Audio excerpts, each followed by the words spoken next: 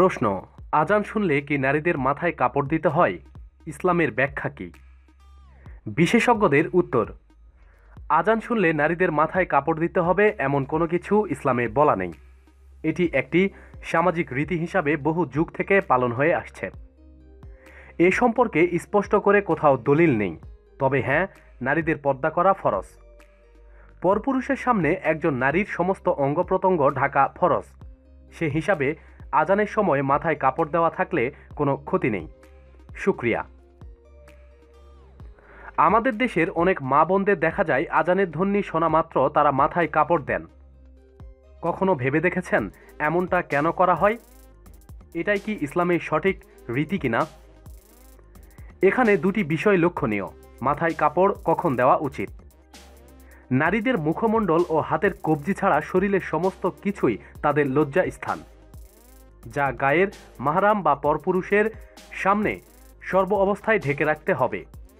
কাজেই আজান শুনে নয়, বরং মাহরাম ছাড়া অন্য যে কোনো পুরুষের সামনে মাথাসহ সমস্ত শরীর ভালোভাবে ঢেকে রাখা ফরজ। আজানের সাথে মাথা ঢেকে ফেলার কোনো সম্পর্ক নেই। আজান শুনলে কি করা উচিত? আজানের ধ্বনি শুনে নারী পুরুষ সকলেই করণীয় হলো আজানে যা বলা হতে থাকে তার জবাব দেওয়া এবং আজান শেষে আজানের দোয়া পাঠ করা।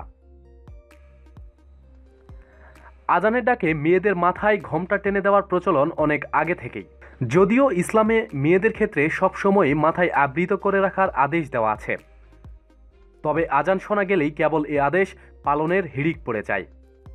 এ প্রসঙ্গে বোন কামরুন্নাহার রুবি তার অভিমত প্রকাশ করেছেন এভাবে: ইসলামে এমন কোনো দিক নির্দেশনা দেওয়া নেই যে আজানের ডাক শুনলেই মাথায় ঘোমটা টেনে দিতে হবে। এটা কিছু মানুষের বানানো একটা বিষয়। তাছাড়া ঘোমটা দেওয়া শরীরকে আবৃত করে রাখা তো নিত্যাকার বিষয়। মেয়েদের জন্য ইসলামে এ বিধান সব সময়ের জন্য। অনেকেই সবসময় মাথায় ঘোমটাহীন অনাবৃত শরীর নিয়ে চলাফেরা করে আর আজান শুনলেই মাথায় ঘোমটা টেনে দেয়। এটা খুবই দুঃখজনক। আমাদের উচিত কেবল আজান দিলে নয়, সর্বক্ষণ মাথায় ঘোমটা দিয়ে রাখা। আজানের সময় মাথায় কাপড় দেওয়া প্রসঙ্গে বোন ফাহমিদা বিশ্বাস লিলি তার অভিমত প্রকাশ করেছেন এভাবে: আজানের সময় মাথায় ঘোমটা দেওয়ার বিষয়ে ইসলামে কোনো দিক নির্দেশনা আছে বলে আমার জানা নেই। এটা একটা সামাজিক প্রচলন। কেউ কেউ আবার অতি ভক্তি থেকে আজানের সময় মাথা ঢেকে রাখেন।